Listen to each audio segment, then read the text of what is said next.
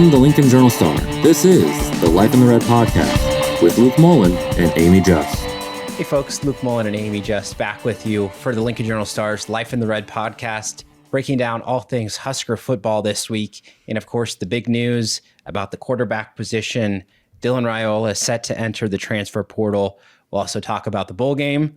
There's another game to be played here, not just off-season work going in, folks, but no point beating around the bush. Let's talk about it. Dylan Raiola making the transfer decision. I mean, this was already going to define the offseason, so potentially good to have some clarity here in mid-December, but a lot that went into this. Let's just start with the fit between Dylan and Nebraska. Always seemed a little interesting because Matt Rhule favored, a little bit more of a mobile, runner at quarterback, Raiola more of the pocket passer. What did you make of the way that those two sides maybe adjusted these last 2 years and how that played out this process? I think you can be pleased with parts of how it went. And then also there were some things that were to be desired, right? All of the sacks this season, 27 of them in total. That's not what you want, right? And that's a team thing. It's not just the O-line. It's not just Dylan. It's a little bit of the running backs, a little bit of the tight ends. It's all of it together. And so you just wonder if it's the best thing for everybody and move on. Yeah, I mean, I bring this up kind of this stylistic question because it's very interesting. If you rewind back to the first offseason for Rhule, I mean, he was evaluating transfer quarterbacks, right? And obviously it's not like Raiola was committed at the time. That was the whole thing. He was an option that came up for Nebraska, and I get it. You don't pass on a guy like that who has the potential to change the offense. And don't get me wrong, Raiola did standout freshman year. Thought he grew a lot as a sophomore too. And again, you can nitpick, oh, he did this well or he didn't do this, but he won a bowl game. He led the offense. He did a lot of very good things. But at the same time, I'm not sure that the scheme was going to be able to get the best out of him because he's a competitor. He wants to make the college football playoff. He wants to make it to the NFL. And there was always just kind of this yin and yang. It felt like, Raiola wanted that time in the pocket, but it wasn't always possible this year. Yeah, absolutely. And again, 27 sacks is going to get you hurt. And it did. Though I'm surprised it didn't happen earlier, like in the Minnesota game, for example. I'm still baffled at the offensive decisions in that game. And I probably forever will be. But I think you can be, like I said, I think you can be pleased with what he accomplished here, but also know that maybe it didn't live up to the expectations that everybody had coming in. And I think that's okay. Yeah. And, the other thing too is there's a lot of expectations, right? When you're the starting quarterback in Nebraska. So I'll give him a lot of credit. I think he always handled himself very well, was never critical of his teammates or anything in a public setting. So I think that was very crucial. But there was also a big element of control to the Husker offense, and you want that quarterback, you want an experienced quarterback to have that too. But in terms of, making checks at the line of scrimmage, there were a lot of times this year, just on tape where it was Raiola maybe could have taken some shorter throws. He held onto the ball. He wanted to keep going through his progressions. There was just a lot about the way that the Husker offense operated, where again, it's from a Dylan Raiola standpoint, if he had maybe another second, in the pocket, he would have been able to make some of those throws. So this is kind of what we're getting at here, is in this discussion of, where they move on, what happens from here. It seems like Raiola probably wanted to seek out a situation where he would have that elite pass protection and that offense that was maybe tailored towards his strengths. Yes. However, how many quarterbacks this season spent more time in the pocket than he did?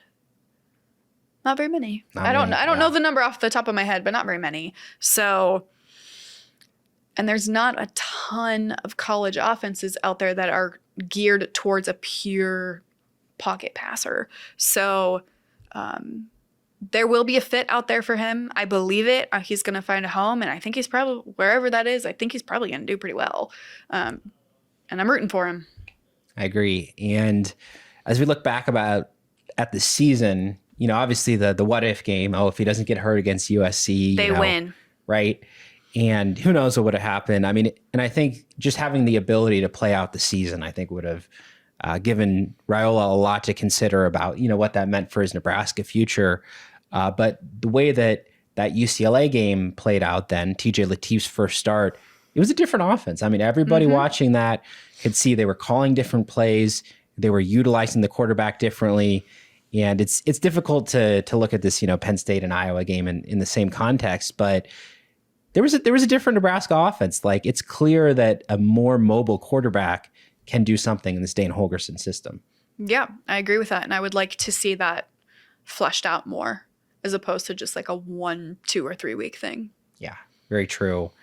And for Nebraska too, they need to add a transfer quarterback, right? Yep. I mean, this is the big issue now. Yeah, it is a must. And not because I think TJ Lateef isn't starting worthy. That's not what I said. They've got 2 scholarship quarterbacks in the room next year. You need a third one. Yeah. That is, you need a third one. So whether they go after like a starting caliber quarterback and they have whoever that is and TJ compete in camps, or if it's like a, Jalen Grahamstead situation, I don't care who it is, but they need a third one. Yeah. And as we talk about quarterback depth, well, it's like Dylan Raiola decommitting from the 26 class seems pretty big right about now. And, it's one of those situations too, where Lateef has 3 career starts. Marcos Davila has none. Like, I mean, this is a very inexperienced quarterback room. So I do agree with you. Whether it's somebody who has that immediate starting pedigree, I think you have to bring in a veteran, somebody who is more experienced. And it's interesting too, some Nebraska players that were available to the media early this week, they were asked, of course, about Dylan and, commented about it. And, they wished him well and, said the typical, things you would say, like, got to focus on the guys who are still there. But it just seems like to me, obviously it was a big thing for them to absorb, but they just have to move on with Lateef now. Yeah. And I think all of them like Lateef. I think they're excited for the opportunity that lies ahead, whether that's just for this bowl game or for next season. Yeah, and Lateef too, I think it is crucial, that he was able to step into that starting role a little bit earlier, just in terms of what he brought to the offense. The guys, the players, they'd spoken about rallying around him, in the prelude to that game, but the toughness against UCLA, playing through that hamstring injury, and we went back and forth about whether that was the right thing or not. It wasn't, but hey, that'll win you some respect in the locker room. It will win you respect in the locker room. Yep. Absolutely. It was not the right decision if they wanted to win that game. Yeah. Sorry, TJ. Definitely. I mean, we had that discussion. So I just think that these last few weeks, that momentum had already been building for Lateef a little bit. And now it's, of course, even bigger as he gets ready for this bowl game. And we'll scout the opponent here, Utah, in a moment. But a couple questions about this upcoming bowl game are quick fire questions. No Emmett Johnson. How does the run game look?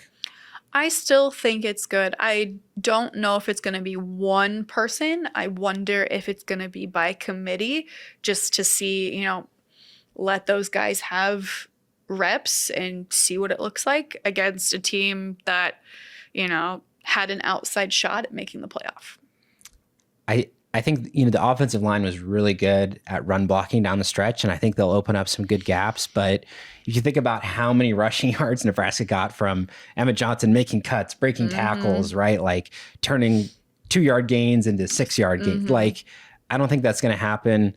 Hopefully that they can I think when Isaiah Mosey's been going to the edge, he's been very dangerous. But in terms of running on the interior, it's going to be tough with these young backs. So that will look a little bit different. And then how about the defense? Phil Snow's been running the practices. Rob Orrick has been there helping as well. Do we see anything looking different there at all? I don't think the scheme necessarily looks different. Maybe they move some personnel around. But I think the difference that we should see is physicality and toughness. Yeah. Tackle, hitting. Football, basics. Yeah. I would think maybe they'll just try a 4-man front for much of the game. But again, they did that this year. If it's Deshaun McCullough playing, it's not anything different.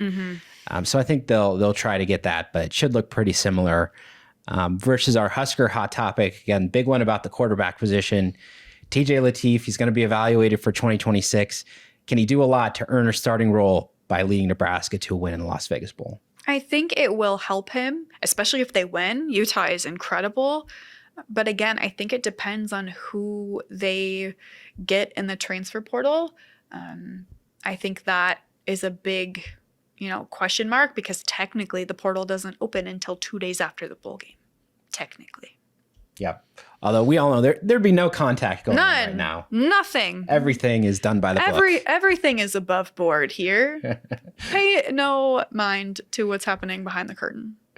Definitely. But I think, no one individual game is, of course, going to determine, who's the starting quarterback, whether Lateef or transfer. But again, in the context of evaluating like every rep that he has at starting quarterback, like this is the opportunity against, again, a Utah team that's among the best Nebraska's seen this year. Like if it's very similar to what he showed against UCLA, being able to be mobile, throwing outside the pocket, quick reads, running when he does, being able to pick apart a defense like that. If he leads touchdown drives, I think, there's going to be a lot of people clamoring for him to continue on this starting role.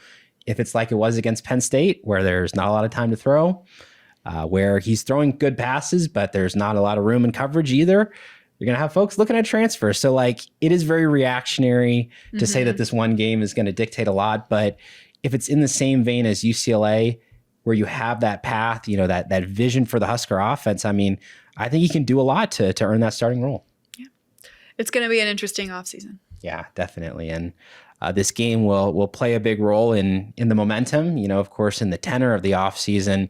Lots of offseason movement. But before that, the season has to wrap up. And it's funny, from December 31st to January 2nd, how quick that turnaround will be from the bowl game to the portal. But the Las Vegas Bowl, big opportunity for Nebraska against Utah. And the run game is the strength of this Utah team as we scout them here real quick. Only Navy had more rushing yards per game than Utah, 269.8 per game. It's not just one player. Wayshawn Parker, he's their top running back. Naquari Rogers, also a big tailback for them. And a really unique two-quarterback approach. I'm interested to see how this plays out in the bowl game because Devin Dampier, he was the experienced transfer from New Mexico, the starter this year. And then you have a dynamic freshman, Bird Ficklin, who also got on the field. What a name, by the way. Great football name. Great football name. And it's just odd in this kind of, transfer era. So what happened at Utah, you have folks saying, well, Ficklin's so good, he's going to want to be a starter, right? I mean, Dampier has another year. Basically, Ficklin already announced he's coming back for next year. That had a lot of impact there around the Utah football program, knowing that they do have their future, starter at quarterback locked up there after Dampier moves on. So that was a big question for them, and they're going to use both these guys in the game now. I'm looking forward to it. Yeah, and I mean, they're both runners. They're both throwers, too. Like, it's not like one of those situations where you have, a dual threat guy comes in, you just know they're going to run. I mean, they do a lot of interesting things with those guys. But really, the big news out of Salt Lake City is with the head coach position. Kyle Whittingham, who's been there for over 20 years as that head coach, he will step down after the game. And they already had the head coach in waiting, Morgan Scalley, the longtime defensive coordinator. But just another factor about how big this game is going to be for the Utah program now. Oh, yeah. Everybody suiting up for Utah in that game is going to want to win for Witt. Yeah, and I don't blame them. Yeah, they've lost their last few bowl games, too. So they're looking to turn that around. And sure, there's going to be a very large Husker contingent there in Las Vegas, but this line continues to move in Utah's favor. It was large when it opened, 13.5 points. Now 16.5 points. That's the largest spread of any non-CFP postseason game. What does that say about this matchup? Not a record that you want to have for yourself. Yeah. So, I mean, it's just factoring in again that, Utah, they were 10-2. They were third place in the Big 12, had a fantastic year versus, Nebraska. Of course, those losses stacked up, but so much, talent in the Big 10. And then you had the bowl affiliations, the way that it played out. So maybe a little bit lopsided in the way that those teams are viewed, but anything can happen in these bowl games, right? Yep. Well, that brings us to our game predictions. Will anything happen? No, I'm going to say that it's pretty close to what Vegas expects in Vegas. Yep, that's right. I'm going to go Utah 31-17 over Nebraska. I do think the Huskers could produce a little bit more if they get something, out of special teams, right? If they get a turnover, a short field, something like that. But a lot of talent there on defense for Utah. Without Emmett Johnson, it's just hard to see the same explosiveness from this Husker offense. Yeah, I have a similar thought in mind to you. 34 for Utah, 21 for Nebraska. I think they'll have some drives stall out and they will go for field goals. Hopefully, maybe, perhaps. Yeah, we'll see. But for those interested, again, that is 2:30 Central Time, 12:30 Pacific, that game will be played December 31st there at Allegiant Stadium in Las Vegas. Of course, we will have all that coverage of the Husker Bowl game, of everything leading up to it. It'll be available for you at journalstar.com.